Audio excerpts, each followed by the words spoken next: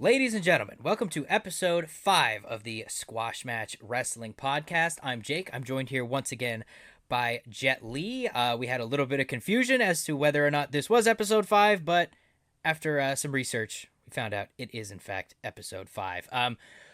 There's a thunderstorm going on outside right now. Weather's not too great. If the episode just cuts in the middle of it, I'm going to upload it anyway. Just assume my power went out. But we got some cool topics coming up today. We had an awesome match on SmackDown last week. Some big movings forward with Seth Rollins, Bron Breakker, Paul Heyman. We're going to get to that and more coming up in just a little bit. But before we do, Jet Li, how you doing? I'm doing good, brother. How are you? I'm chilling. I just got done with my sister's confirmation dinner. First of all, I don't know why it was on a Tuesday as opposed to a Sunday, as any religious ceremony tends to be. But I don't know. Whatever. I'm not in control of that kind of thing. Let's see. What do we want to get to first here? We've got big TLC match, for Axiom debut, some other such things. I'm thinking that TLC match.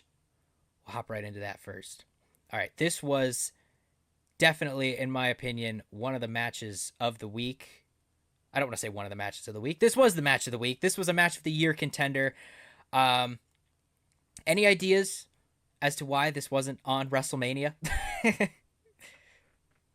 I'm so pissed this match wasn't on Mania. We got this match for free. I know this was crazy. I thought that this was one of the greatest freely televised matches that I've ever seen. This goes back to like Brock Lesnar, Kurt Angle, 1 hour long Iron Man match levels of insane free TV matches. I was super hyped about this. It was like hyper violent. Did you see obviously you saw it, I'm assuming, but Montez Ford hit somebody with a fan's prosthetic leg. That I think like made the match. If this was in fact on WrestleMania, I don't think we would have got a moment like that, which made it a little bit more special. But any ideas why this wasn't on WrestleMania? I don't know, man. This match, after seeing what it delivered on SmackDown, this should have been on Mania. It should have been match of the weekend. I'm so pissed about it. Yeah, I was thinking I saw some stuff online that people were saying, "Oh, this couldn't have been on WrestleMania because it would have stole the show. It would have been the best match of the night. People wouldn't have cared about the main event." But I'm like, if you're on WrestleMania, every match should be trying to steal the show. That's what WrestleMania is all about. So I think that that's a completely invalid argument. As to why I think it might not have been is just the timing of the show. Like the match was about 25 minutes, half an hour, which I'm not complaining about. I don't care. I thought that did nothing but elevate this match. I thought it was crazy. And I'm especially thankful that there were no commercials during this match. They treated it like a WrestleMania match. But I don't know. What do you think about that? Like, time constraint wise? I mean, if it comes down to time constraint, I get it. But it's like there was so much. I think this like build up in the SmackDown Tag Team division deserved to be concluded at WrestleMania if it were to conclude. Yeah, this is like 8 months in the making. And I mean, obviously, earlier on in the tag team storyline, we had like Pretty Deadly in there. We had Los Garza in there as well. But I think that these three were always, in my eyes anyway, the big three main contenders for it. So I thought that this would have been a perfect culmination of it.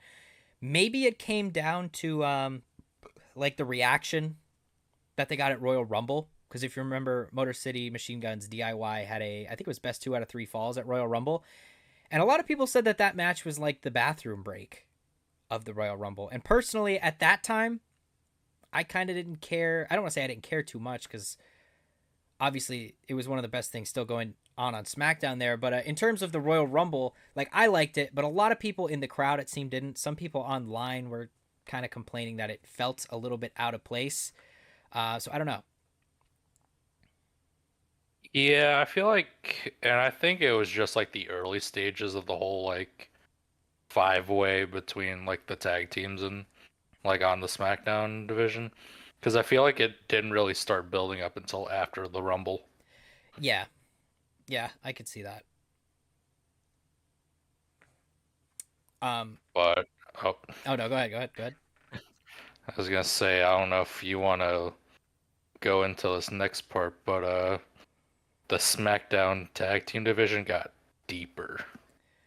Ah, yes, in fact, it did. And I have a little bit, I guess you could call it a hot take on this one. We had Firaxium debuting this week on Friday Night SmackDown. I thought that this match was really, really good. I thought that this was an awesome first showing for Axiom. And I know that they just recently lost their NXT tag titles, which kind of, I feel like they have nothing really else to do down in NXT. So I think that this is a good time to debut them on the main roster. How do you feel about them being over on SmackDown? I love it. Bring more chaos to the SmackDown tag team division because literally it's the best thing going on SmackDown right now. Yeah, I do agree in that sense. I think that they're a really good fit in this chaotic SmackDown tag team division. However, Monday Night Raw's tag division is looking really, really weak. And I don't want to say that I think that they would be a better fit on Monday Night Raw, but I think Monday Night Raw really could have used a tag team like this. Because, like, think of the tag teams that are over there. We have the New Day, War Raiders, Judgment Day. None of these really scream like hyper entertaining matches to me anyway. Like on Raw we had New Day versus, or not New Day, we had Judgment Day versus War Raiders. New Day was at ringside, but I wasn't particularly invested in this match. I still didn't really care, and I think that a new tag team like Firaxium would have really been helpful to this Monday Night Raw tag division. Yeah, I can see where you're getting at there, but I feel like Fraxium just like the way like their pace is, it's just so much better suited for the SmackDown tag team division. Yeah, like I think that they're gonna really be able to keep up with guys like DIY, Motor City Machine Guns, Los Garza, even Pretty Deadly to an extent. So I think yeah, they are definitely like. I feel like WWE's kind of like min maxing here. They're like, all right, we know Raw is in the dumpster right now. SmackDown is on fire. So if we really want these guys to look good, throw them into the fire, make it that much bigger, and more people are just going to be super, super invested in it, which pisses me off even more that these tag titles missed WrestleMania. But I don't know. We could come back to that later.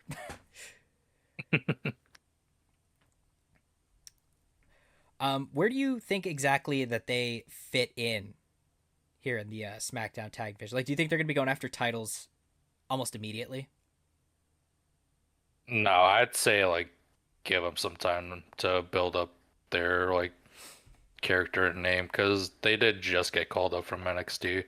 And I feel like yeah, they did have like their one-off matches as like like they had their one-off matches in one-on-one competition, but they haven't like seen like main roster like tag team action yet. So I feel like as long as they build like that almost like repertoire of being a tag team on the main roster, I think then you could put them into the tag team title talk.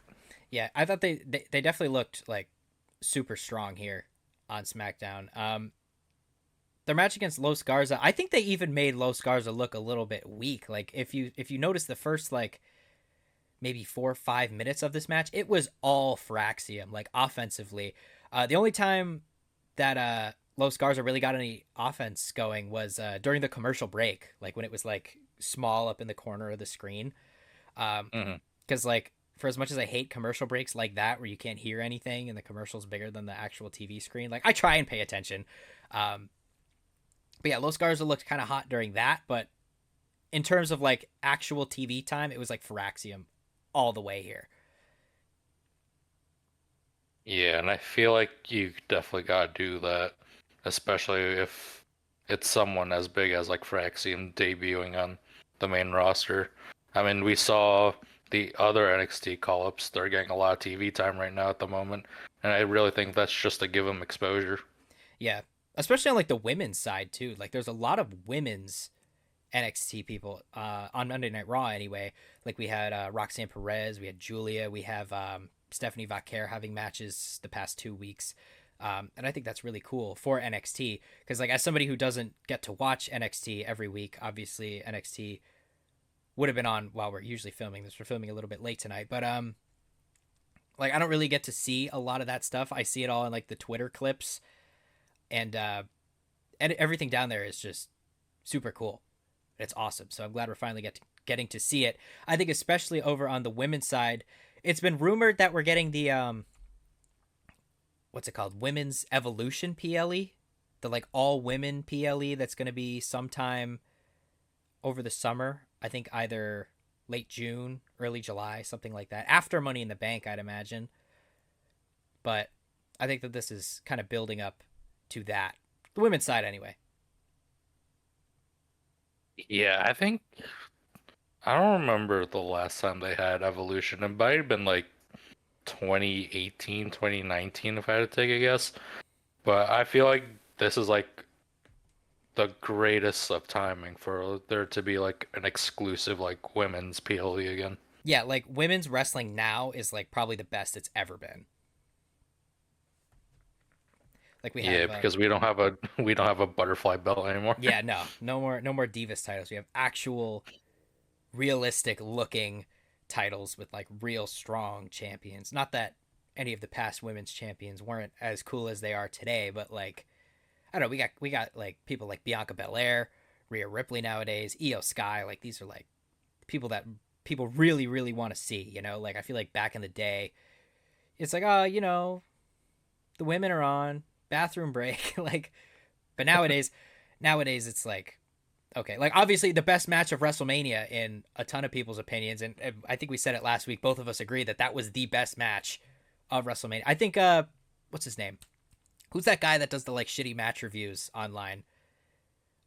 Dave Meltzer. Meltzer, what a guy. Yeah, he gave the women's match 5 stars. So that was like his first 5-star women's WWE match ever, I think. So that's really cool. I hate Dave Meltzer. Yeah, I do too. I do too. I'm not a fan of him.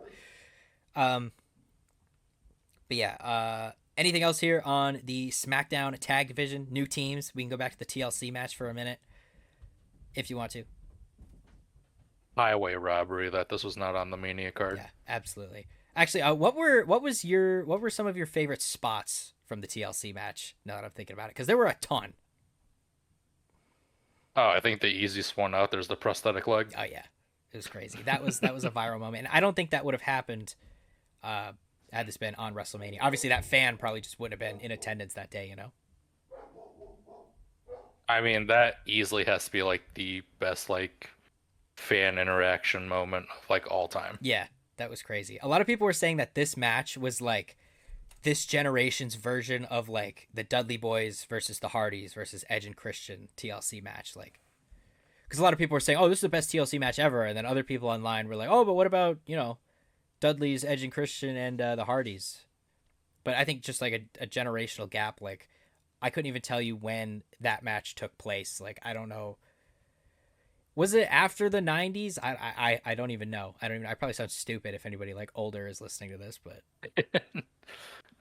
It was probably like late 90s, like early 2000s, if I had to guess. yeah, like I was either not alive or not conscious for that match. So if I call this my favorite TLC match ever, like don't yell at me for it.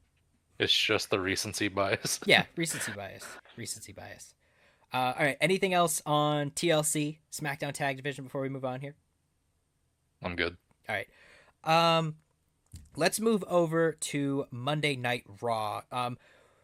Last week we had Gunther going after Michael Cole and Pat McAfee, infringing on their free speech as journalists and announcers and everything like that. We had Gunther attack Michael Cole. Pat McAfee stepped up to him, ended up getting his ass choked out.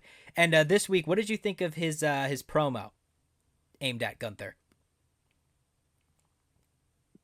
Pat McAfee might have given like the most passionate promo I've ever seen like recently. Like I know like he's like a network guy, like he does like all like the NFL broadcasts and whatnot. He has his own Pat McAfee show. It's like he is that damn good on the mic. Like he's better at delivering promos than some talent on the roster right now. Yeah, definitely.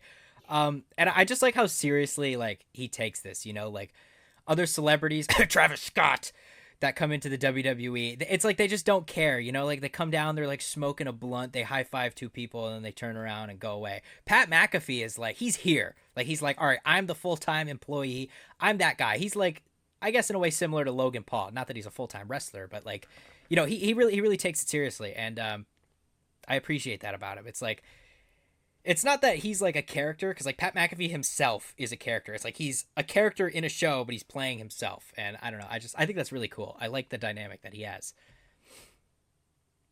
Yeah, I really wonder if this was like a shoot promo or if this was actually scripted. I feel like I feel like Pat. They could kind of just tell him like, hey man, just go off on Gunther. All right, come up with something and go off. And he would have just been like, here we go. And we just got this awesome promo. I feel like that's definitely just how it went down. Because I've heard, I don't know if you watched the Michael Cole on the Logan Paul podcast, but he was kind of saying like before the shows, they don't tell Pat anything. And he doesn't want to know anything. He just wants to go in there and just react naturally. And I feel like that is like his best, like that's him doing like his best work, like just those natural, like he sounds like a fan, you know. He doesn't sound like he's like these typical like good guy announcer, bad guy announcer, like the Wade Barrett, Joe Tessitore that we see on SmackDown. Which, not saying that's a bad thing because I love Joe Tessitore and I love Wade Barrett, but Pat McAfee and Michael Cole is just so much different, you know. And I feel like it makes this story so much more believable. Like this is Pat like standing up for his like best friend, you know. Like I think it's really cool. Yeah, I agree. And I don't know if this is a hot take or not, but I feel like the duo with Michael Cole and Pat McAfee is like this current generation's like JR and Jerry Lawler. Like those two like fit so well together. Yeah, definitely, definitely. I really like the addition of Pat McAfee. Like back in what was it? Whenever like college football was starting, when I heard that Pat McAfee was going away until January, I was like upset, like genuinely upset. Like I love listening to Pat, and like now that he's here every week, like you don't realize it until he's gone how like exciting he makes the shows. Like when Jay Uso comes down and he's standing on the desk eating, like you're not gonna see anybody else doing something like that. So I don't know, I love Pat. I think he's awesome. A lot of people online hate him. They're like, he doesn't take the job seriously. I'm like, yeah, he does. You know, like just listen to his promo on Raw. You know. Yeah, I feel like McAfee's job, like we reiterated too, like he's supposed to be like that fanboy like commentator. He's not really like calling the match like every like move or strike. It's more of like him and his like raw reactions trying to like hype up what's going on. Yeah, like they didn't hire him to be an announcer. They hired him to be Pat McAfee. That's how I feel about it anyway. And he's doing a great job. Yeah. In terms of him fighting Gunther, like he literally came out was like, I want to fight Gunther. He didn't say I want a match. He said I want to fight Gunther, which I thought was crazy. And then he calls out Nick Aldis and he's like, lift the suspension so I could fight him. And he's like, all right, I'm not gonna let you do that, but I'll give you a match at Backlash. How do you feel about this match heading into Backlash? So I was reading reports on Twitter. I don't know if you've been reading the same reports, but there's been one big name that has been circulating around this match. I haven't seen any reports. However, I think I know who you're talking about. I've been seeing a lot of rumors about Bill Goldberg. Yes, yes, because we had that teased back at was it King in the Ring? King of the Ring? One of those. I think so, yeah. It was one of the. I believe it was one of the Saudi shows because for some reason the Saudis love Bill Goldberg. You know, you could go back to when Goldberg beat the Fiend Bray Wyatt for the Universal title in like 8 seconds or whatever it was. Like the dumbest decision of all time, but they had to do it because the Saudis paid them $1 billion for it. I don't understand why they love Goldberg. I'm not the biggest Goldberg fan. Like he just hurts people. My thing is like, what does he have to gain in this? Nothing. Nothing. Just a retirement match. And I think if Goldberg comes back to fight Gunther, he's got to lose, right? Like they can't bury Gunther like that. I swear to fucking God, if Bill Goldberg buries Gunther, I'm gonna absolutely lose it. I think if this was a Vince McMahon run WWE, Goldberg would 100% be beating Gunther whenever this match takes place. But I have faith in Triple H. I think he's like, "All right, look. We know who Goldberg is. We know what he's done already. We gave him his comeback, bury all of our talent run already. We can't make the same mistake again."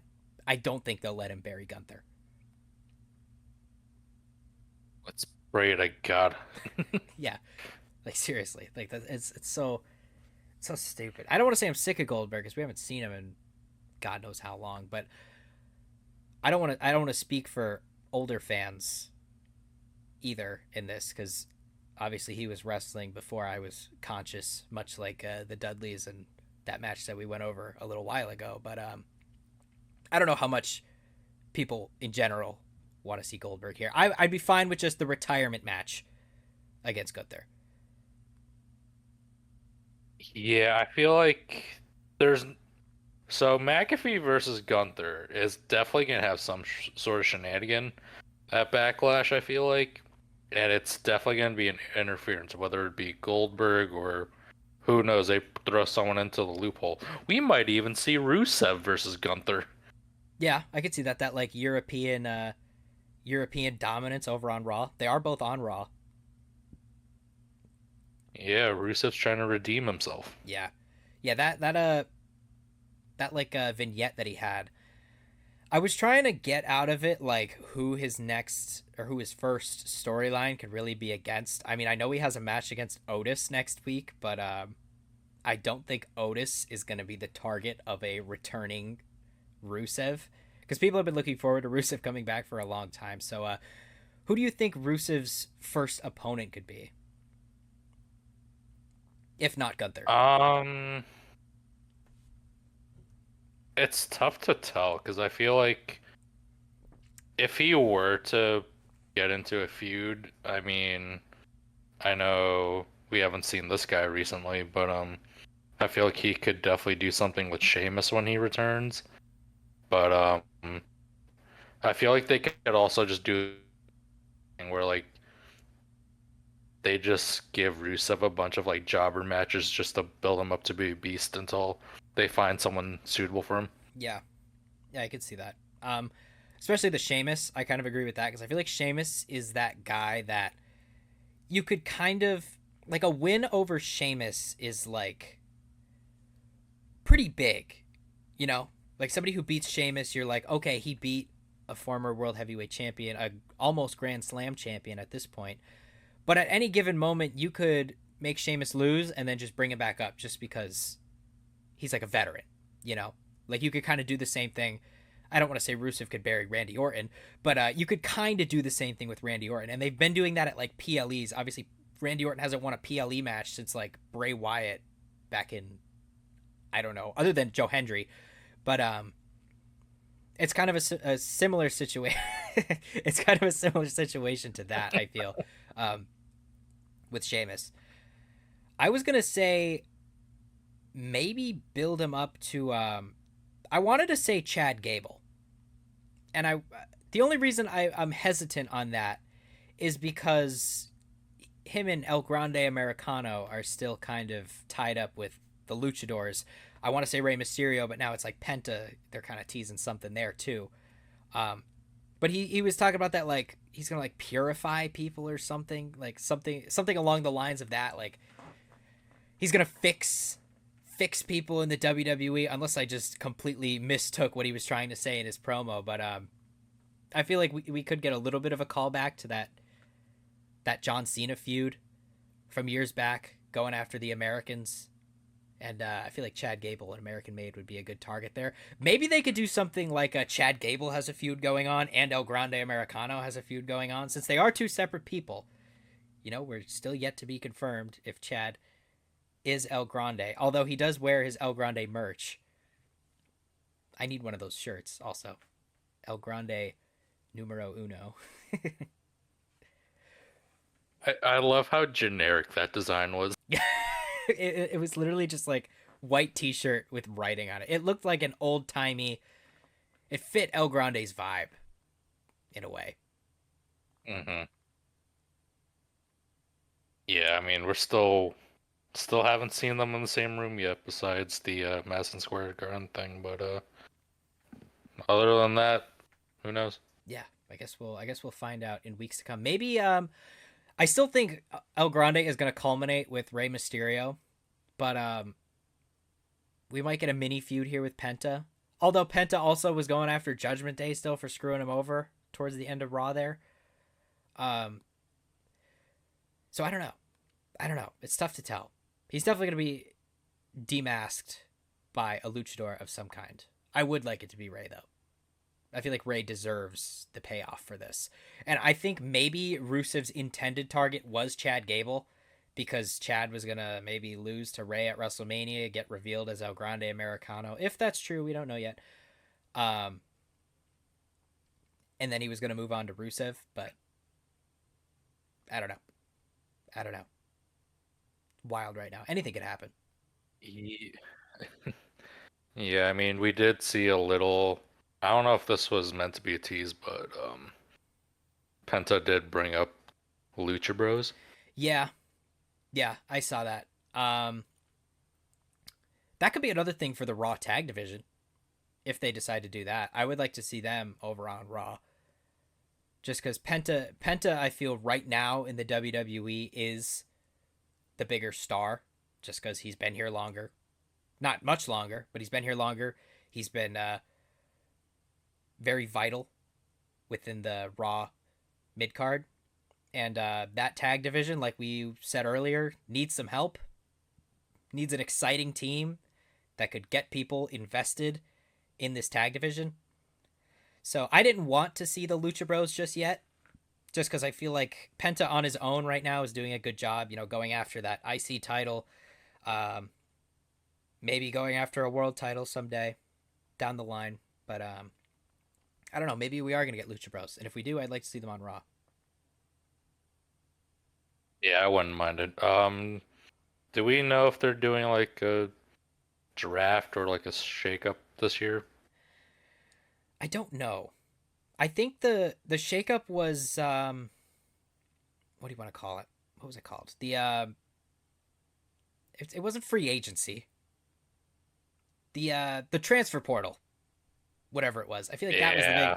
because there was a lot of complaints last year about the draft because everybody that got drafted, other than like two or three people, just ended up on the same show that they were already on. You know, I guess it helped build the storyline of Drew McIntyre and CM Punk a little, just because Drew was pissed that Punk was drafted first.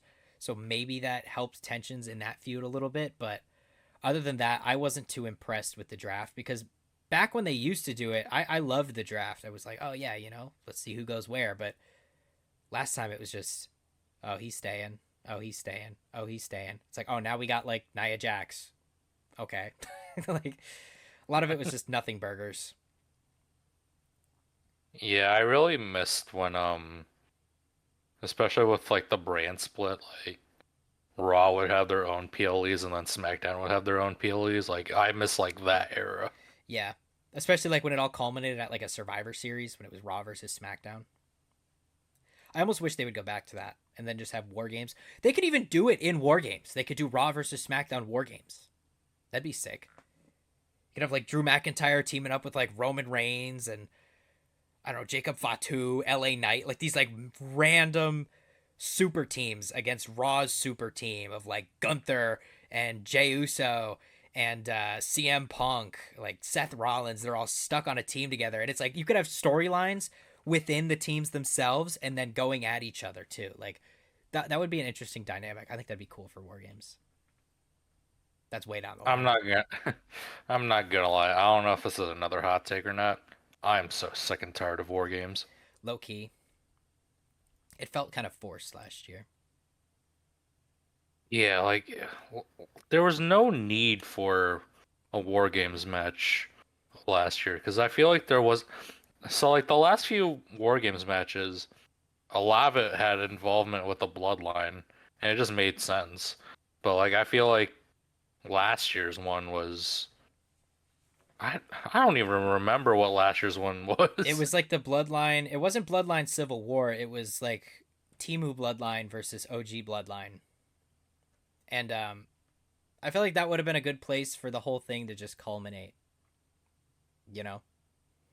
Yeah, like genuinely, like if that is the last time we see War Games, I won't be upset. Like I genuinely miss like the traditional like 5v5 like brand versus brand Especially the elimination. elimination. Yeah, the elimination. I was about to say, Yeah. like the Dolph Ziggler. I always think about Dolph Ziggler at Survivor Series. What a moment! Oh my God. Have you seen the this is a little off topic. Have you been seeing like the hot topic of discussion lately? 100 humans versus one gorilla? Yes, I have. Yeah, WWE made a post about it. 100 WWE superstars versus one gorilla. Do you think they could do it? No, I still have Team Gorilla winning. Team Gorilla. I don't know. I mean, if you got like a Bronson Reed in there, I think Bron Breakker could take a gorilla. He looks like a gorilla. If you got like him and Drew McIntyre teaming up, this is like one of my Uh, favorite trends going on right now. I'm actually so glad you brought it up. the thing is like this isn't like anything like new. Like I've seen so like the first time I saw it and I was watching a video back about it.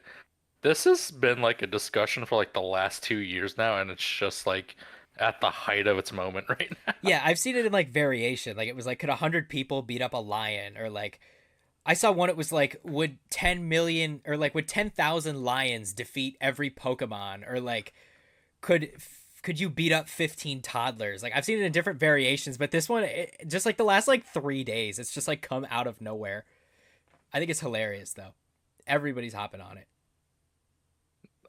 Especially like say what the hell just happened? I've now lost my train of thought on what just happened. We were talking about the gorilla, the one gorilla versus 100 people. Sorry, people. We're gonna have a random cut in the middle of the episode. We had some internet troubles, but I think we are back in action here. Action. Sorry. Now I'm having some speech troubles.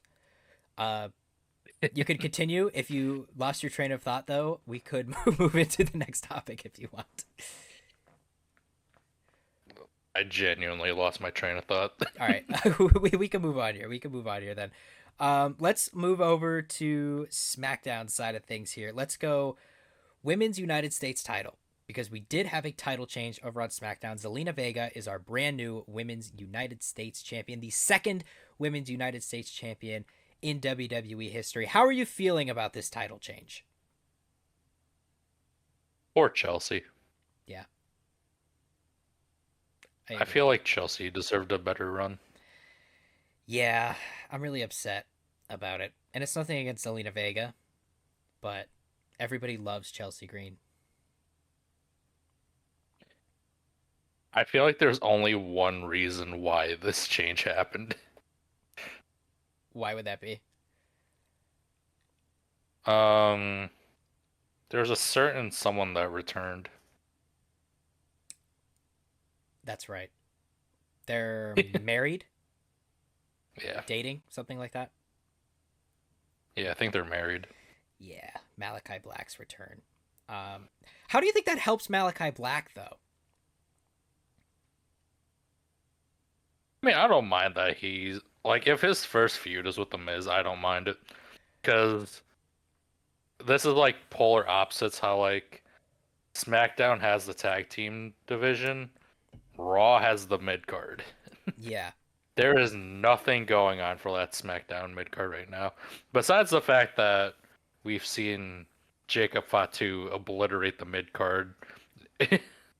yeah. I feel like everything outside of the United States title picture is kind of a nothing burger, especially now that Drew McIntyre's in it. Yeah, I'm a little surprised that he is in the mid card picture, but then again, John Cena's champion. What are you gonna do about it? That's true. That's true. I know Drew's gonna get around to it eventually. He's gonna get back to John Cena. He's gonna get back to the main event. This is far from my prediction where I said it was gonna be Drew versus Cody. But I mean, this could be cool for Drew. Do I think he's gonna win the U.S. title? No. I think we're gonna get like a Gunther level United States title run from Jacob Fatu here. Like maybe not 2 years, but he's gonna be champ for a while. I hope so. I mean, Jacob looks good with that title. He does. He does. And especially we have the like the jealousy building up with Solo Sikoa here. This could be kind of where Solo starts to get into it, because even that promo that Solo cut right after WrestleMania, he was like, "Hey, this man is champion because I brought him here, because I made him champion," which is semi true. Like, he was like, "Oh, people don't want Jacob here because he's dangerous, he's scary, he's a criminal," or whatever they were saying. He was like, "No, I brought him here. His success is because of me." And I mean, there's a little bit of truth to that, but Jacob kind of looked him off. Did you notice that Jacob Fatu's jersey was on backwards? Yeah, I noticed it, and I think he's just trying to bring the trend back of wearing uh jerseys backwards, which I don't mind it. I didn't even know that was a trend. I said in my SmackDown review the other day, I was like, was that intentional? And he came out with it later in the night, so like if it wasn't intentional, he just stuck with it. Maybe it was just a style choice that I don't get. I don't know. I didn't know that was a thing. I thought it was a little weird. But as long as he didn't do it on accident, whatever. I love that it was a Raiders jersey too, just like that crash out Yeah. mentality. Yeah, the all black. He looked mean. I say, didn't he have like a ski mask too or something? He's always got He had like, something around his yeah, head. he's always got a shiesty on or something. Absolute menace to society. Yeah. I always think it's funny. It's a little off topic, but like my brother plays baseball, and it's always funny to hear like the coaches, like these like 40, 50-year-old men being like, "Get your shiesties." It's like, Oh God. please don't call them that. I don't know. It's a little funny, but anyway, back to anything more on Jacob Fatu here before we get back to the women's United States Championship. I almost forgot we were talking about it. Um, Honestly, I don't even know like who his first feud is because they're throwing so many people into the mix. Yeah, I saw a potential fatal four way: Damian Priest, Drew McIntyre, LA Knight, Jacob Fatu for the first match. That could be, maybe he just doesn't have his feud yet. That could be setting it up. Like maybe a match for Backlash, even Money in the Bank afterward. I think Money in the Bank is next up, right? They announced it. It's in LA, I believe. Yeah, I think we got Backlash and then Money in the Bank. Yeah, so I can see this being potentially at Money in the Bank. I don't think it has enough story just yet, although we do have a couple weeks before Backlash. Um, but yeah, I think maybe that would be the first match, because you don't really need much story for a fatal four way. Like you can kind of just be like, here's your four guys, and that way you don't have to bury either your champion or Drew McIntyre. Like I think Damian Priest could just eat another pin. I wouldn't have a problem with that. I don't want to see LA Knight take another pin, mostly just because I'm a bigger LA Knight fan than I am Damian Priest, and I think it's LA Knight's time to finally like get up more into the main event. Um, and I think a pin just wouldn't help him do that. Like Damian Priest already had his time there. I think it's somebody else's turn. Yeah, I agree. I think it's just gonna be really tough for the main event scene on SmackDown just because of the fact that John Cena is the champion, so I feel like we're gonna get like a lot of like nostalgia trips during his reign. Yeah, it is going to be tough, and that's why I'm saying this would be good for LA Knight too, because LA Knight can just become the main event. Like John Cena obviously isn't wrestling probably at all on Raw or SmackDown throughout this title run. I would imagine he'll appear, um, but like we still need that main event, And I think Jacob Fatu will be up there. Like it's like the United States title for this title run will be the main prize of SmackDown. Because there's no way Jacob Fatu could touch that right now. There's no way I don't think LA Knight can compete with John Cena right now. I think maybe towards the end of his run we could see something between them because they do have a little bit of history. If you go back to when John Cena was feuding with Solo last year before the Saudi show, where Solo just buried John Cena. But like LA Knight has history with Cena. Maybe later in the run they'll have at least an interaction. I think that'd be cool. Um, but yeah, this United States title is gonna have to carry SmackDown for a few months. Yeah, I agree. And it's just been tough, especially for like the US title. Like I think I mentioned this before. Um, there just hasn't been really much build up for like the previous champions enough for it to like care. So I hope they really take this time to like push the US title with Jacob. Yeah, especially after the last couple stinker reigns we had. Like, no offense to LA Knight, but his second reign was not great, and it's no fault of his. You know, he was. It was probably supposed to be Shinsuke that lost it to Jacob Fatu at Mania because they had a little bit going there with Shinsuke and Jacob Fatu. Like when he initially won it at Survivor Series or Bad Blood, whatever it was. Um, that week on SmackDown, he ran into the Bloodline. He kind of like hissed at them and then ran away before they inevitably beat up whoever it was in the ring. So I feel like that story was supposed to culminate at WrestleMania. Jacob Fatu was supposed to beat Shinsuke Nakamura. But in those months, people were like, all right, Shinsuke is not here. Shinsuke is not being a great champion right now. Just put it back on LA Knight. It might be more impactful there. I don't think LA Knight was buried at all by Jacob Fatu because that match was really, really good. That like BFT from that like the fuck do you call it? I'm blanking here. I'm blanking here. Jacob Fatu's finisher. He did his backflip, the BFT out of that. I thought that was really cool. I think LA Knight had a great match, and I don't think he was buried at all from this.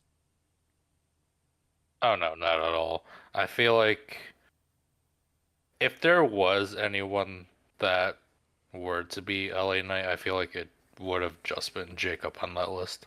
Yeah, yeah. That's why I'm not too upset about it. Um. Anyway, though, we got the women's U.S. title. We kind of skipped completely over it. I feel really bad for Chelsea Green. Like we were saying, everybody loves Chelsea Green. She even got a special entrance for this match. I pledge allegiance to Chelsea Green. Her music hits, comes out, Secret Harvest with her and everything. And then she loses her title. Like, I love this gimmick. I think it's so funny, and it doesn't work without that title. Like, what is the Secret Harvest? They're protecting the President of the United States. Or that's the Secret Service, rather. But what does the Secret Harvest do now? They're not the Secret Harvest anymore. Like, I don't get it. I feel like I feel like Chelsea Green has like the perfect character build up right now for her to like bring in like her own like title. Yeah, Like just her own custom title that she just doesn't defend, but just to have it. like the president. She's just the president, the women's president of WWE.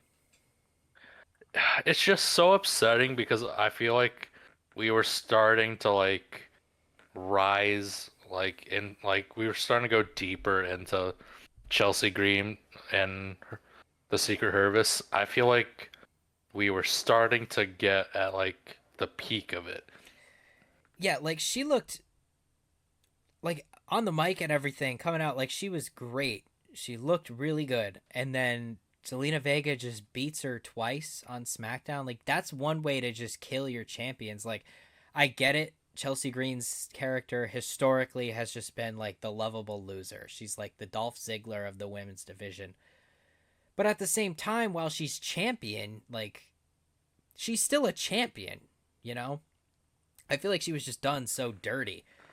I would like to see another US title run from her soon. I don't think she's going to be able to be taken that seriously and like the main event in terms of title runs and stuff, like going after the WWE Women's title. But I don't know. Down in the mid card, she's perfect for it. I just don't know why. Like you could have her have a great feud for the United States title and like be a winner there. But after that, she could just go back to that lovable loser thing and nobody would bat an eye. But right now, it's like she's at the peak, I guess the peak of her career technically. She was never a women's champion before, was she? Not that I'm aware Not in of. not in Even WWE. even even in the Indies, I don't think she won much. I believe. Yeah. But you could easily go right back to that after she loses it. But while she's champion, treat her like a champion. Everybody loves Chelsea Green. Everybody. I don't get it. I mean, like, I'm not like upset at the fact that like she dropped it to Zelina Vega because I feel like Zelina definitely deserved some sort of title run. I just don't. I'm not a fan of the fact that it's this early. Yeah, it's like the story just wasn't there yet. You know, the only story they really had was that Zelina beat her 3 times, which I thought was stupid anyway. Yeah, they. It was like you could see the direction they were going at that point. Yeah, I don't know. I guess I just wasn't a fan of it. I do wish Zelina Vega the best in her title run. Hopefully, she doesn't drop it to Michin. And at least Chelsea didn't drop it to Michin. So that's good at least. Although I will say Chelsea and Michin had a better story than Zelina and Chelsea did. I will give Michin that, but nothing else. Yeah, Not a yeah. Michin fan. So the to the viewers out there, we're not saying that Zelina doesn't deserve this win. We're just saying that it was too early for this I'm win. upset that it happened the way that it did. I'm not upset that it happened. I just feel bad for Chelsea Green. And I love Zelina Vega. I really do. I think that she was great when she was like the mouthpiece of the WWE, LWO. I think she's great on the mic now. I've watched her podcast before. I like her. She's an anime fan. She's a big Demon Slayer fan. She's got like Rengoku inspired gear. I have a Demon Slayer tattoo on my ribs. Um, but yeah, I just thought it was too early. Way too early.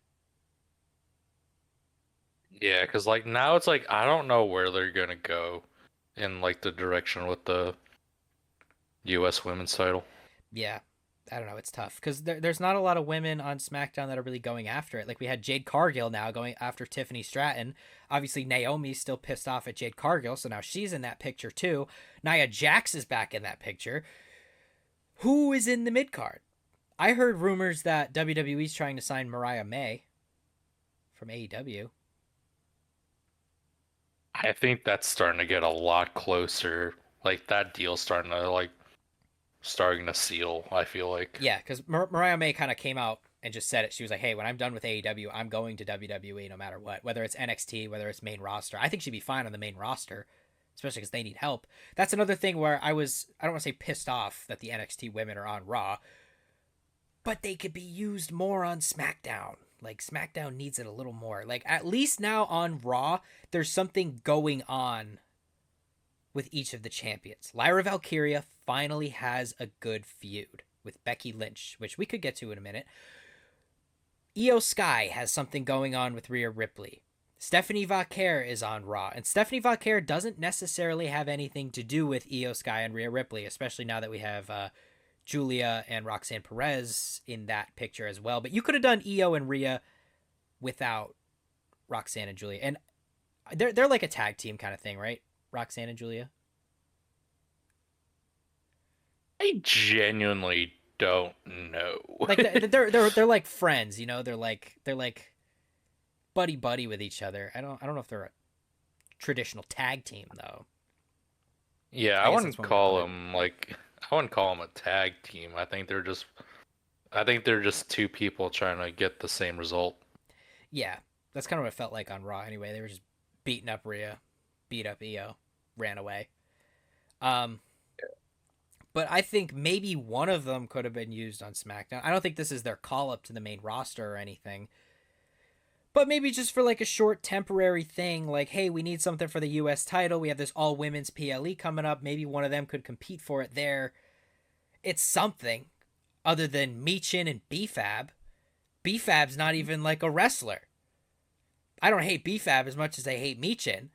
But if I see Zelina Vega versus Michin at Women's Evolution, Revolution, whatever they're going to call it, I'm going to be pissed. I don't want to see that at all. Because if these titles got kicked off of WrestleMania, the two women's mid-card titles, you can't justify keeping them off of this. Like, at all. Like, you could defend every women's title here, from NXT to the WWE Women's Championship. So there is no excuses if these titles miss that PLE. But with that being said, I do not want to see Michin. We haven't seen Michin in a while on SmackDown, and I couldn't be happier. I just don't like her. I just think she's cringe. I think we found this week's clip of the week. Yeah, she's just cringe. She's just cringe. Her long back attack. Ugh. I don't like it. I don't like it. Anyway, though. Anything else on these? Any of the women we've been talking about? Maybe Jacob Fatu in the United States title. We covered a lot in that last segment. Got a little off topic at times, but that's okay. Maybe we can go back to the 100 men versus a gorillas thing before we got cut off by our internet connection here. I'm going to keep like half of that segment in because most of it was good. It was just right at the end there. That was funny, though. Yeah. And I'm good to move on. All right. This is the last topic that I have here, and probably the biggest one. These last 2 weeks, we've gotten our first introduction. I'd say this week especially was our first introduction to Seth Rollins' new faction with Bron Breakker and Paul Heyman. We had the Sami Zayn segment, Seth coming out saying, hey, Sami, I love you, man. You're like one of my best friends for like 20 years here. That's why I don't want you to get in my way. If you're not on our side, you're going to get in our way. We're going to have to do something about it. He gives him that offer to go over to SmackDown. What are your reactions? We'll say first to the start of the show, and then we'll get to the end in a couple of minutes here.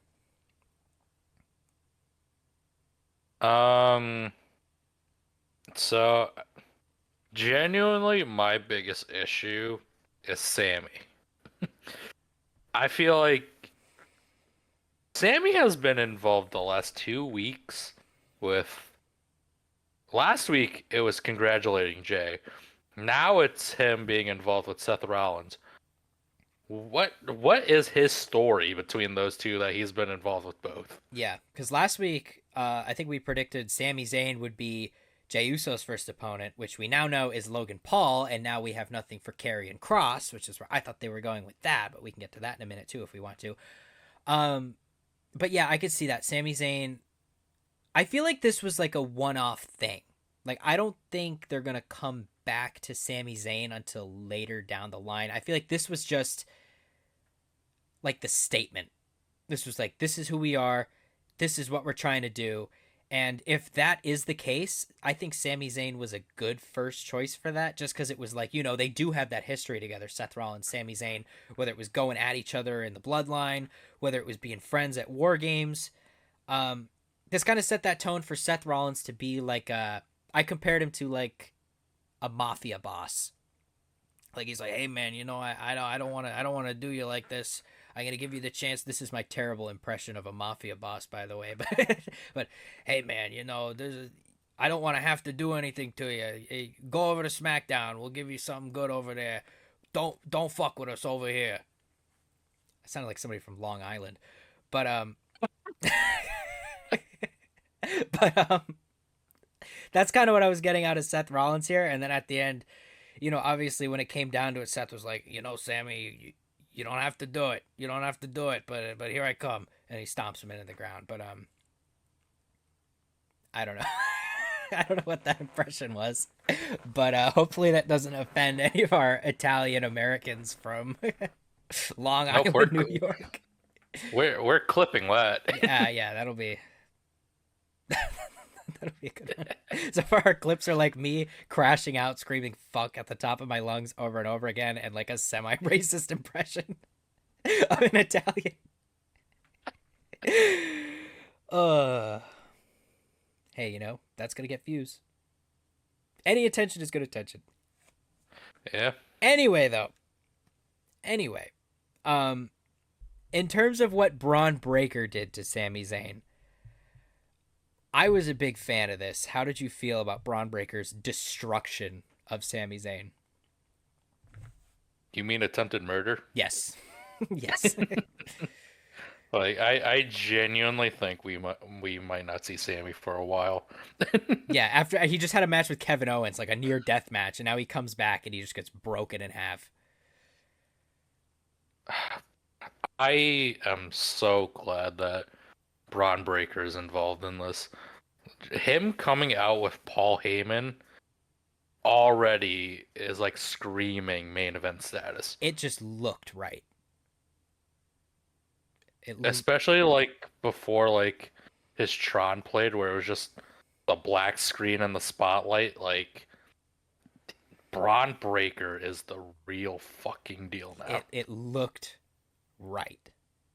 It looked like old Brock Lesnar. He like with it in the dark, the shadow. It looked like the traps. Like you could just see it. Mm. It was so cool. And that's going back to kind of what Seth was saying. Now we're kind of at the end of the show here, but he was like, Sammy, I didn't want to have to do this to you, but here we go. And then the lights go black and the music comes on. I thought it was a perfect transition too. Props to the WWE production team. That was awesome. He was like, well, I'm sorry, man. And then just the sirens blaring. Ooh, it sounded like it gave me chills. It gave me chills just sitting there.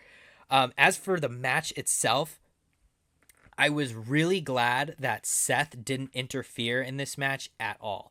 Like Sammy earlier on in the show, he was kind of like, Seth, I think you're just jealous of the bloodline. Like this is the new bloodline. This is exactly what we like fought to get rid of. But because Seth didn't interfere, this is completely separate from the bloodline. This is Seth has faith in his new guy. He doesn't have to interfere because Bron Breakker is going to get pushed to the moon. He's going to win these matches regardless. Like, this isn't Judgment Day. This isn't Dominic Mysterio. This isn't old Damian Priest where they need that little, oh, he grabbed his foot under the thing and it distracted him enough. No, Bron Breakker is going to break somebody like Sami Zayn in half. And he's going to do it himself. And then Seth Rollins is going to come in. He's going to get the finish. Not the finish, but like the little assist at the end, So I was really glad that we saw no Paul Heyman interference. We saw no Seth Rollins interference. This was just a great dominant showing from this faction. Yeah, and I feel like it was like the perfect way to cap off Raw. Just pretty much everything about it was just so perfect that I can't wait to see where this goes. Yeah, I love this. I love this so much. I almost wish it was like on SmackDown too, so I could just see it twice a week. Do you still think they need a third member? Yes. I do too. Because I saw stuff online that was like, Bron Breakker, they might not need another one, but I think that they could still use one. One thing that this faction, I don't want to say they don't have charisma, because obviously Seth Rollins is like Seth Rollins, one of the greatest on the mic that we have today. We have Paul Heyman there, but they could use that extra boost. And I saw a lot of rumblings online about, yes, Austin Theory that we said last week. I even saw somebody else predict Ilya Dragunov, like you said. But I saw a lot about Ethan Page too, from NXT. Saying, like he was done his time in AEW. He's been all around the indies. He's like a seasoned guy, he's good on the mic. He's main roster ready, and this could be another opportunity to bring him up. You watch more NXT than I do, though. How do you feel about that? I genuinely wouldn't be mad at this. Like, Ethan Page, he is all ego for a reason. Like, he is like that confident in himself.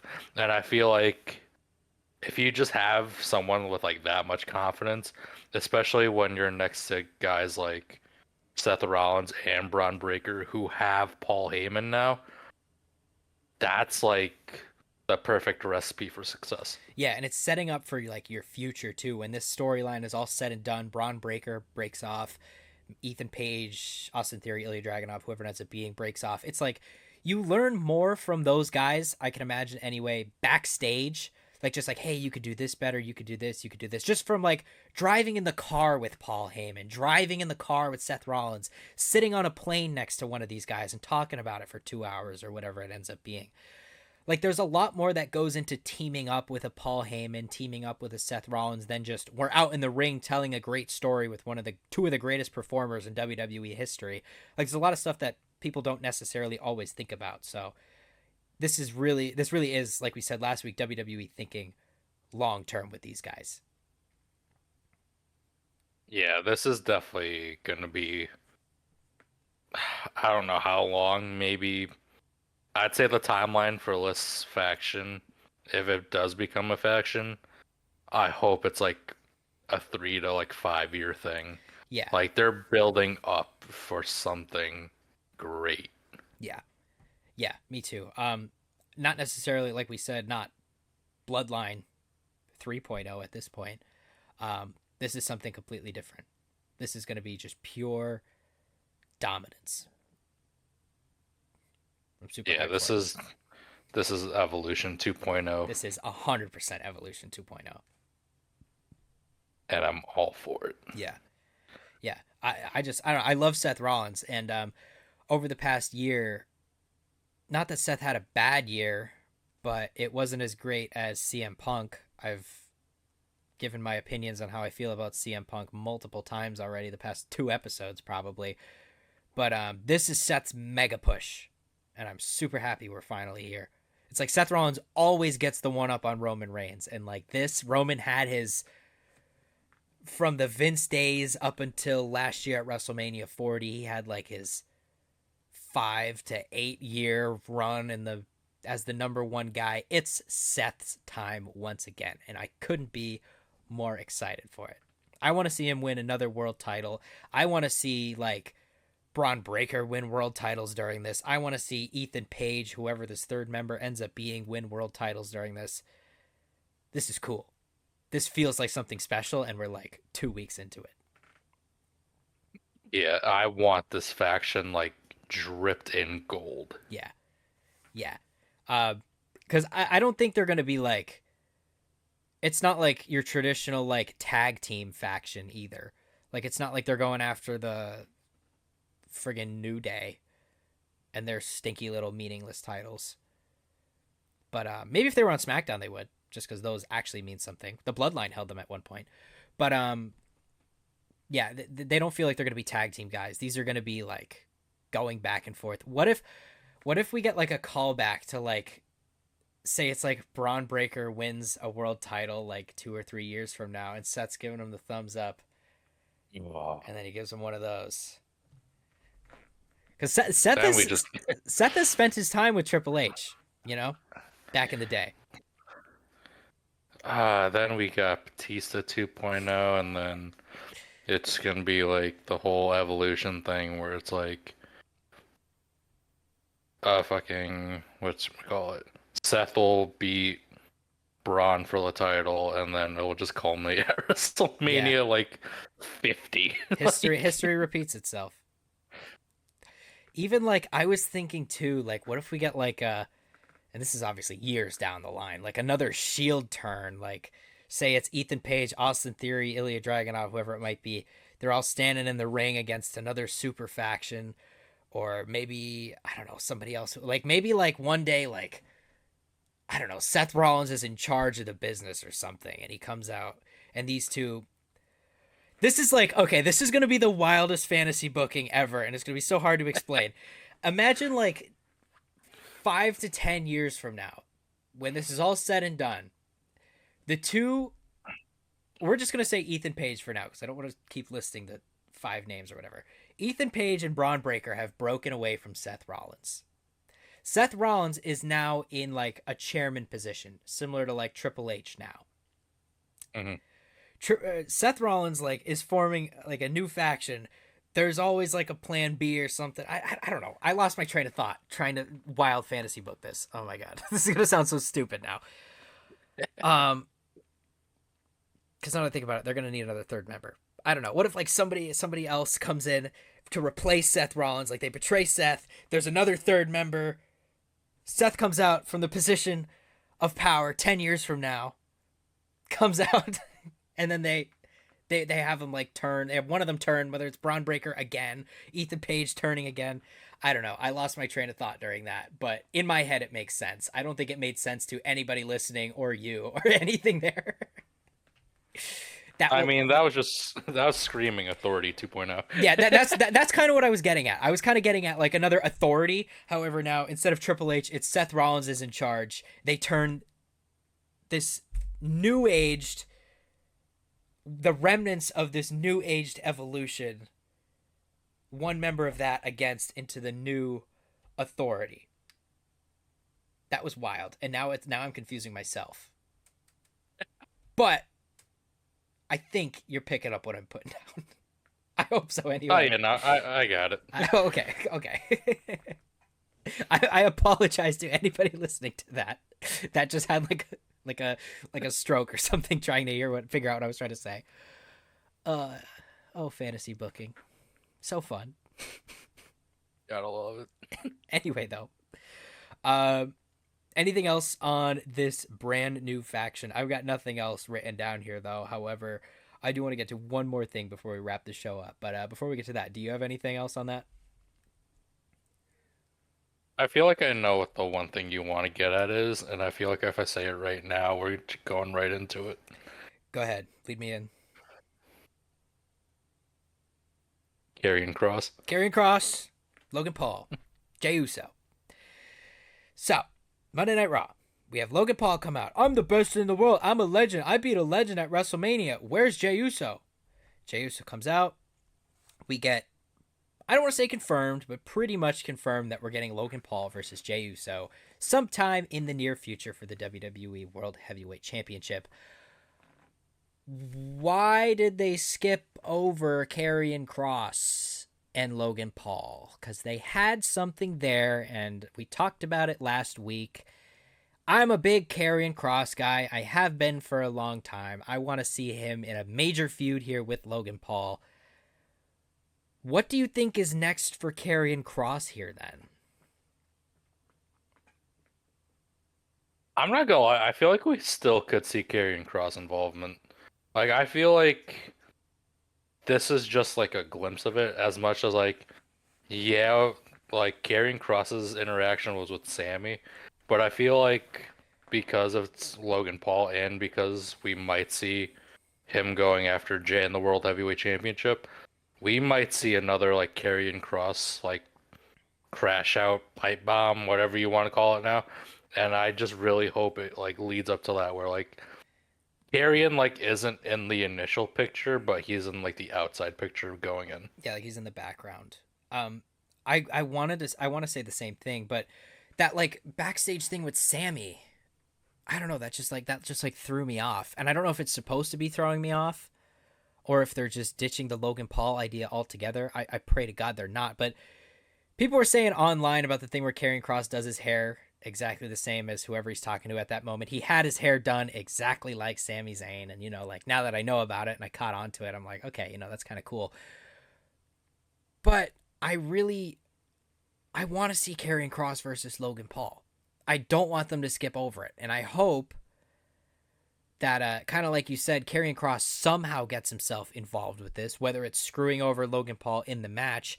Like, maybe it's like a kind of thing. We're going to get into my friggin' wild fantasy booking here again, and I'm going to lose my train of thought. But, like, maybe hypothetically during this match, Logan Paul is about to beat Jey Uso for the World Heavyweight Championship.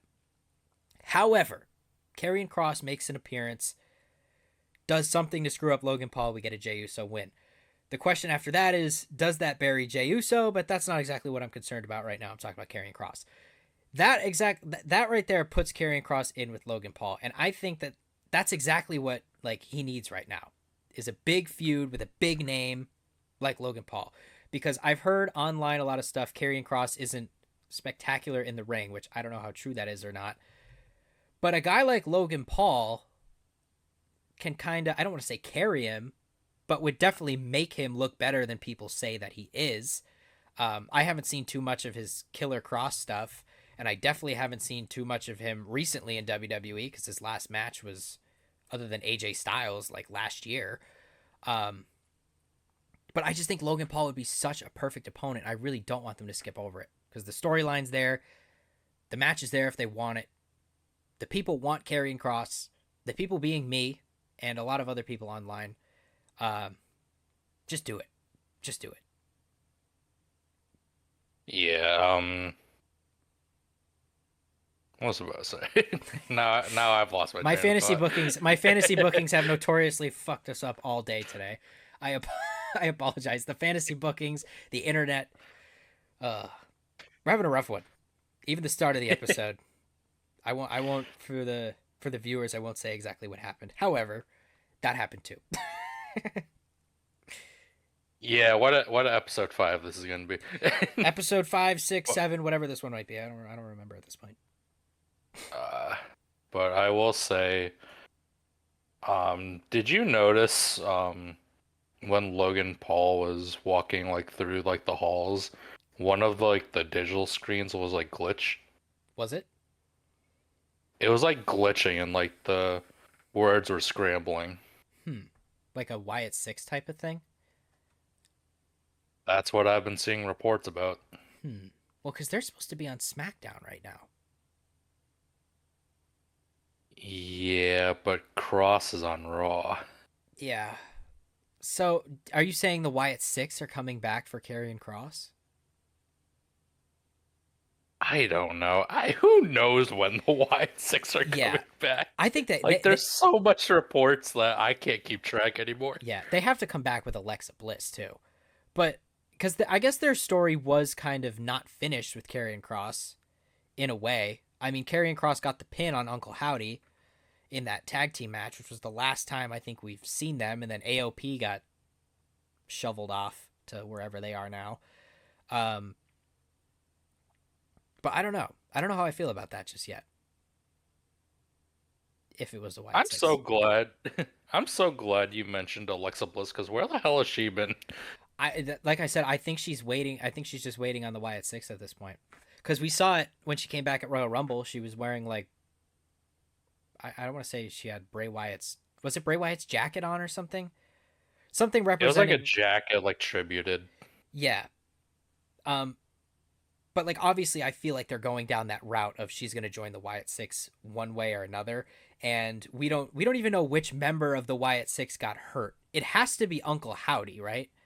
Because like I could see them Yeah. appearing without Dexter Loomis, without Eric Rowan, but without Uncle Howdy, they don't really make sense. So I'm assuming it was Bo Dallas that got hurt. Alexa Bliss, with the Yeah. history they have there, she has to be coming back with them just to make them a little bit more interesting. Because I feel like since their debut, they haven't done. I don't want to say they haven't done too much because they have. They had a great feud with American Made, but after that, it was Karrion Kross, and that kind of I'm assuming that's where they got hurt, and it kind of folded from there. I mean, it also folded when majority of Final Testament got released. That definitely didn't help because last we heard of them, they got moved to SmackDown. Oh, they were. It was the Miz. It was Karrion Kross, the Miz, and AOP or Final Testament, whatever you want to call them. But the Miz got moved to SmackDown, and the Miz was like, "Oh, thank God I got rid of them." Nick Aldis was like, "Oh well, they're here too," and then they never showed up. So sometime between Yeah. then and the moving to SmackDown, one of them got hurt. It had to be a major injury. That was months ago at this point. Like, who knows where they are? Yeah, I know Bo was the one that got injured. I just don't know how serious the injury was or like how long it's been. Yeah, I don't know. I haven't seen any. Like I said, I didn't even know which one got hurt. I just assumed it was Bo Dallas. I didn't. I don't know what the injury is. I had no names listed, no expected returns, nothing from them. So, and I really liked their debut, Hmm. just like pretty much everybody did. I thought it was super cool. Um, but yeah, I don't know. I hope to see them soon, though. Yeah, let's see what a quick Google search says. Dallas suffered an undisclosed injury. Great. Yeah, that helped. An undisclosed injury. Like, yeah, we know. We figured that one out. It's been undisclosed for how long now? But yeah, it's like they brought Alexa Bliss back at Rumble. She was in the Elimination Chamber, and then she did nothing. That's why I initially had Alexa Bliss winning the Elimination Chamber. Mm-hmm. Because heading into that, I was like, nobody really has too big of a reason to win this chamber. I felt like other than Bianca Belair or Alexa Bliss, like none of them going into it really felt like this is the chamber winner, you know? And typically, like there kind of is. Like the men's chamber was kind of the complete opposite, where it was like every one of these guys I could see winning, other than like maybe Damian Priest. But then the women's, it was like, it's kind of up for grabs. And I thought everybody else didn't make sense. I didn't think Bayley made sense. I didn't think Roxanne Perez made sense. The only reason I didn't think Bianca Belair made sense was because they had the Jade Cargill Naomi situation going on. I thought she was going to be more involved with that at the time. And then Liv Morgan, I was like, okay, well, she's not on SmackDown, so it's obviously not going to be her. It's got to be Alexa Bliss. And then, well, we all know what happened. And since then, she's just been missing. So she's been like tweeting cryptically online, though. Yeah, we really need Wyatt Six back, hopefully, because I feel like they were starting to build it up so well, especially when they first debuted and they literally killed Chad Gable. Yeah. Somehow he survived that. He got reincarnated but, as El Grande Americano. Hey, whoa, we still don't know. That's true. That's true. I won't make too many assumptions. I apologize. We still don't know that's the case. This might be a Chad Gable clone at this point. It might be. But but I feel like there was such a good build up with the Wyatt Six. Like I get it, it's a Bray Wyatt tribute, but it's like they've been off the radar for so long. And I was looking at the reports. It looks like the injury was disclosed back in oh, excuse me, late November, like early December. Yeah, it was a while ago since we last saw them. And I think when they come back, the only reason I don't think they'll go after Karrion Kross is because, one, he doesn't really have his faction anymore. And two, I think at this point, they need a complete reset. Like, I think there needs to be no predictability about who they come back after. I think that one day there has to be like a match going on, similar to how Rusev kind of came out. There has to just be something random happening on SmackDown, and then the lights go out, and then all of a sudden they're just all in the ring, like they're back. And maybe it's months from now, we don't know. But I think when they come back, it's going to be both Alexa Bliss and Uncle Howdy at the helm. Yeah, definitely. All right. Anything else here on Wyatt Six, Karrion Kross, Logan Paul, even? No, not that I can think of. Although I will say I love Jey Uso calling Logan Paul out as like being a YouTuber. Yeah. Similar once again to what Karrion Kross was doing. So we have callbacks there. I hope they don't abandon it. I really don't. Let's pray to God it doesn't. Yeah, Karrion Kross is getting such attention online. People want to see him on the show. He had like a 2-second appearance on Raw. And it was like a callback to months ago from Sami Zayn. He hasn't interacted with Sami Zayn in forever, since before Elimination Chamber. And here he is, just abandoning the Logan Paul side of things. Like, I could see maybe if it was during the AJ Styles segment, where AJ was like, hey, maybe I'll go after the IC title. Like, they could have kind of... Because there was talks that maybe the two team up. Maybe they start a new faction. I don't know. I don't think Karrion Kross needs to be in a faction right now. But I don't know. I just hope they don't abandon the Logan Paul thing. Let's hope not, because I feel like they could do a lot of like storytelling with this, especially if they're trying to like push Karrion Kross now. I feel like, especially with a character like Karrion Kross, you could go anywhere with him. Yeah, like this feud would do more for Karrion Kross than it would for Logan Paul. Which is, at that point, it's like WWE deciding, okay, who do we want to do more for at the moment? I guess, in a way. Like, it feels like they're prioritizing Logan Paul over Karrion Kross. Which, okay, I get it. You know, he's the shiny... I don't want to call him the new toy at this point, because he's been around for a while now. He's been a United States champion. But at the same time, Karrion Kross could be like your favorite toy that you found in the attic from years ago that you could pull out and be like, this thing is still good. I still want to play with this, you know? And a lot of people Mhm. want to see it, especially after his pipe bomb a week or two ago, which was about Logan Paul. But whatever. I don't want them. I don't want them to abandon it. Do something with Karrion Kross, please, WWE. If you're one of our 6 viewers on YouTube, hear this part of the thing and do something with Karrion Kross. Please, we're like begging you Yes, because we've literally. hit the point where it's like all these reports of getting like massive pushes. Like, where's Finn Balor's push? Oh, if we're pushing Karrion Kross, when is his push gonna start? Because we haven't seen Finn's yet. Yeah, that's true. Also, like, does Finn Balor deserve it more than Karrion Kross does? Maybe, but at the same time, I think more people want to see Karrion Kross than they do Finn Balor. I just hear more talk about Karrion Kross. That, or maybe I'm just in some kind Yeah, of like sphere on Twitter that's just Karrion Kross oriented. no, it's just more the fact that we just see more of Finn on TV than we do Karrion. Let's go back to my fantasy booking for a minute. Put on Oh your boy. thinking caps here and try and perceive what I'm about to say. What if Karrion Kross gets in the ear of Finn Balor to break him away from the Judgment Day? I feel like Finn already wants to go, but we've seen Karrion Kross be that guy who's in the ear. He's like the devil on your shoulder type of thing. Maybe Finn Balor needs something like that in order to get him out of this situation. We both saw the way he looked at the Intercontinental title.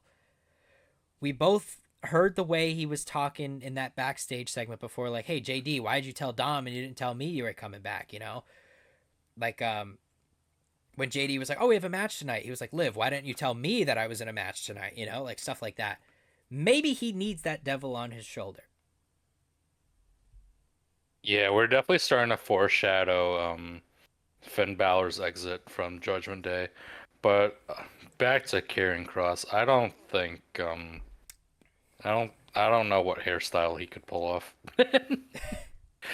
He just does them all. Well, He's like if he's trying to get Finn out, like how's he gonna oh yeah, for that. what He's gonna have to character shave. wise could he do for He's gonna Finn? have to shave his head. Maybe he'll wear like a wig or a bald cap. Oh, Bald oh cap, my God, bald cap carrying cross. could you imagine like if they interacted and then Karrion for whatever reason had the demon face paint? Oh, that would be cool. That'd be better than a hairstyle. What if he did like those like dread kind of things that he had? Oh yeah, Like he could do that for like one segment, half the face paint. That'd be cool. yeah. Or just like something like little for like something little like I wouldn't say extremely noticeable, but like something a true wrestling fan would like point out. Yeah, yeah. I don't know Like though. something like in the background or something. Like well, it's like a mini like Finn Balor, like the Demon Doll or something. Yeah, similar to what they did with Did they do that before Alexa Bliss was coming back? They had like the doll in the background somewhere, or was that the No, that was before Wyatt Six debuted. I think it was I was gonna what's her say name? they did that with Bray Yeah, with the Firefly Funhouse. yeah. Okay, yeah. You know what I'm talking about though. Yeah, I've been struggling with words all day today, so I hope yeah. that our listeners are smart wrestling fans and can formulate some kind of thought with everything I'm trying to say. See, this is because it's 10:30 at night right now. We usually film a little bit earlier in the day. It's a little too late for me. Oh well, though. 10:30. I'm old, man. Old at this point.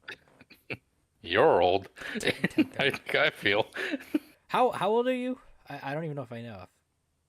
22. I'm also 22. Ah, so we're the same, all right. Yeah, we're both just old ass men. Get ready for bed at 10:30 on a Tuesday. Life hits you like a truck, man. Yeah, Just unfortunately. just like a Bron Breakker spear. Just like a Bron Breakker spear, and it's about to hit me because I'm graduating in like 2 weeks, so maybe three. I don't know. What's today? See, I'm all fucked up today, but yeah, graduating soon. Gotta find a job. Maybe the podcast will make us some money on the side, but until that happens, I'm just gonna take it on the chin. Go to bed at Yeah, 10 p.m. It's kind of sad. yeah. I mean, that's me right now. I'm moving back into the area soon. Yeah. Hey, who knows? We might do instead of so if for the viewers that don't know, we do the we do this podcast via Discord. Yes, as you can, So, I think our internet connection problems gave our secret away. but yeah, who knows if once I'm back in the area, we might do like a actual like office style setup Yeah, if we could possible. definitely So, do a we could definitely do an in person one. I only have the one microphone, but it's pretty good. It's like double sided. Like I have that side and this side. I think this side is a little bit worse, which is why I try and turn this one this way. But mhm. I think if you put it in like the middle of a table, it'd be fine and turn it up because you could actually like turn up the volume manually on this to make it like Mhm. pick things up. And I think it still sounds fine. Like if I put it back here or if I put it up here. Yeah. So I don't know. But yeah, that'd be cool. We could definitely do something. I don't know how professional of a table I have. I have like a folding table in the garage with some steel chairs. That would be wrestling esque. Hey, we're raw, if that makes sense. Yeah. We're starting from the ground up. Yes. Yes. Um, in the meantime, though, I like this setup. It's really easy to edit. It's really easy to film and everything. I have OBS software on my Hmm. computer, which is like for streaming and shit. Um, just click record on it and go from there. The editing is super easy. I just take my little thing, plug it in. Although on my screen, I'm on the right and you're on the left, so it's like I Hmm. just have to flip flop them. But once that's done, it's literally super easy. The only problem with it, and I don't know if this is like taboo to give away your editing secrets while you're recording, but I really don't care. This is tips for anybody trying to start a wrestling podcast or any podcast for that matter. But the files are massive. They're gigantic. They're huge. And just because the way I do it is and I don't know if this is the best way to do it or not. Maybe I'm just not a pro editor or whatever.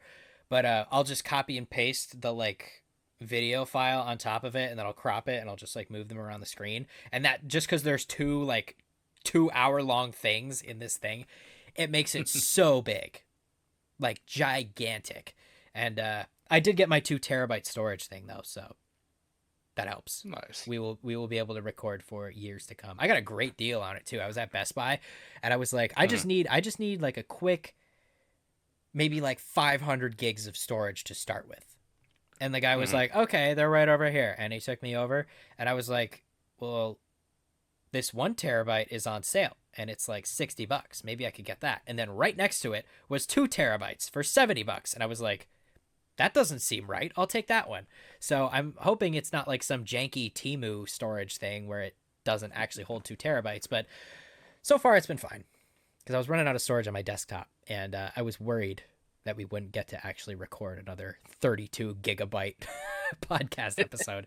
If anybody watching this is more editing savvy than me and has a solution to any of these problems, please feel free to let me know because 2 terabytes of storage or not, I would still like to make them smaller files because then they take 3 hours to upload to YouTube and Spotify. So I like leave my Hmm. computer on overnight to let them upload. Then I'll wake up and they'll be done in the morning. I can listen to it on my way to school. I'm like one of our 5 viewers, so I'd imagine I'm imagining that you're one of them too. But Yep. yeah, I got us two, my mom, one of my brother's friends, and whoever else happens to find this on Spotify. But I don't know. We have anything else wrestling related before we wrap it up here? Yeah, no, honestly, like this fifth episode, I think we were just not like.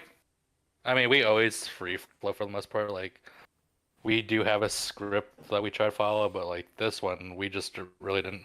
There wasn't really much to talk about these No. especially on SmackDown and Raw, besides like the bigger stuff. But other than that, this was like more of like our chiller episodes. Yeah, this was a winging it episode. We're off schedule. We only have like 5 topics. Not even that it's like scripted, but it's like these are just the 5 questions of the day. Let's ramble on about them and then go off for the last half hour or whatever. But yeah, there really wasn't much this week. There was the Seth Rollins stuff, which was big and we talked about for a while. There was the TLC match, which not too much story implication in a TLC match. You just watch it and you're like, "Damn, that was match of the year right there." Um Other than that though, I didn't feel like anything else was way too big, you know. We went to Zelina Vega in the US title, but that quickly turned into the SmackDown mid card and its problems. I don't mind rambling about Karrion Kross for however long. I love him. Yeah. He's got to get more merch. I got to buy some Karrion Kross merch. So funny that you mentioned merch. I saw this clip from Chris Van Fleet's podcast with Kevin Owens, and it's like Kevin Owens said like he gets like all of his like vintage like WWE shirts from Walmart. Oh yeah, yeah. No, I did see that. I saw that on Instagram. That's funny. Me too, Kevin. Me too. That and the Goodwill. I think we talked about thrifting last week, didn't we? I don't know if that was on. I don't know if that was on air. Whatever or if that was episode it afterwards. was. Whatever episode, 4, 5. If 10, it was on it, 12. if it was on an episode. I don't know at this point. We're like 5 episodes in, and I feel like Joe Rogan. I'm like, damn, I don't even know what episode number this is. Nope, it's 5. That's fine though. That's fine. I'm having fun. That's all what this podcast is about, just having fun. Yeah, we're just chilling.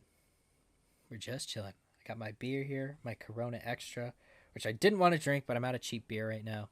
I save these for special occasions, like WrestleMania and Backlash coming up. I'm almost out of these actually, and these were expensive.